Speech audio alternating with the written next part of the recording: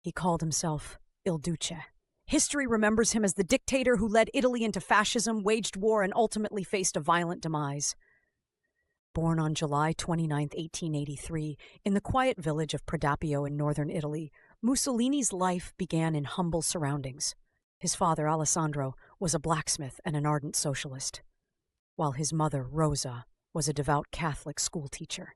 This unusual mix of ideologies, rebellion, and faith would set the stage for the contradictions that defined Mussolini's life. Alessandro often spoke passionately about the oppression of the working class, while Rosa prayed for stability. And young Benito, he absorbed it all.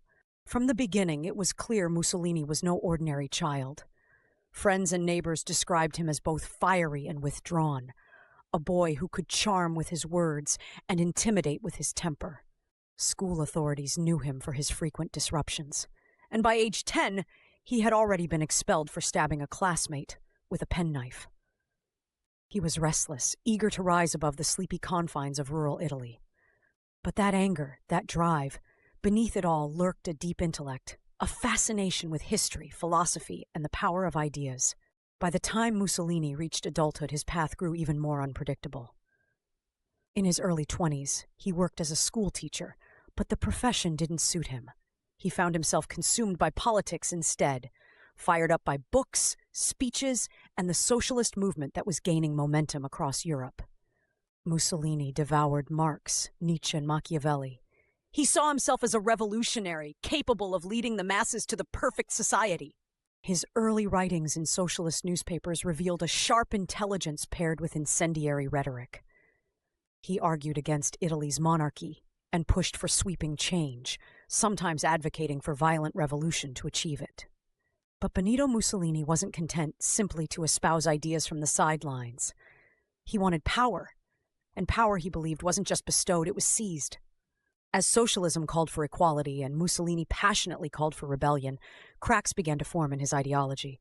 For Mussolini, rebellion was intoxicating, but equality, not so much. What he yearned for was control, control over the chaos, control rooted not in the people, but in himself. This ambition came to light during World War I. Mussolini's beliefs began to shift dramatically as the world descended into devastation.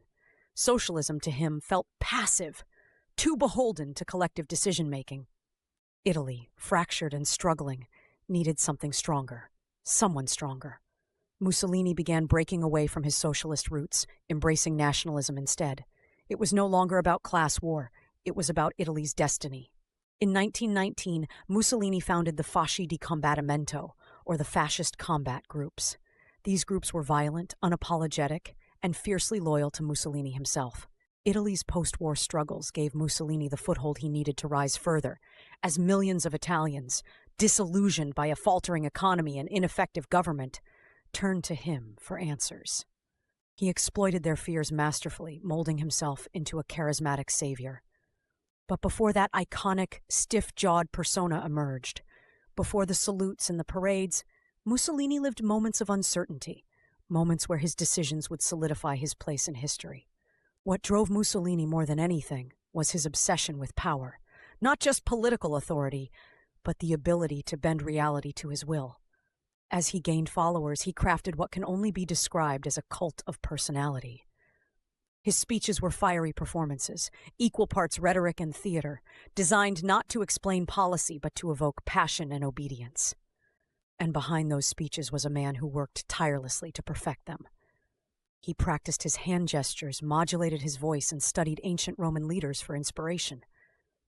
Mussolini knew that controlling perception was the secret to controlling people, and he wielded his image as a weapon. However, as Mussolini climbed the ranks, the man began fading into the myth. By the time he came to power as prime minister in 1922, he was no longer the idealist from his youth, not the teacher, nor the writer, nor the dreamer. He had become Il Duce, the leader above all, infallible by design, adored and feared in equal measure. The transition from man to dictator was slow but deliberate. Mussolini shaped every facet of the Italian state to serve his goals, indoctrinating citizens with propaganda, silencing opposition, and expanding militarism. As Mussolini's grip tightened, the man beneath the polished uniform disappeared almost entirely. So who was Mussolini truly? Was he the product of a tumultuous upbringing, a man crushed under the weight of his own ambition? Was he a villain from the beginning, or an idealist corrupted by power?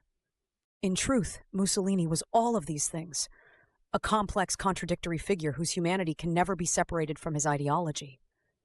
Before he became the symbol of fascist Italy, he was just Benito, a boy from Prodapio, desperate to rise above, desperate to be remembered. Today, as we consider Mussolini's life, perhaps his greatest irony is this. For all his efforts to immortalize himself, the myth he created overtook the man who built it. When history looks at Mussolini, we must remember the human behind the monster, the teacher, the son, the dreamer, and ask ourselves whether ambition is always worth the price.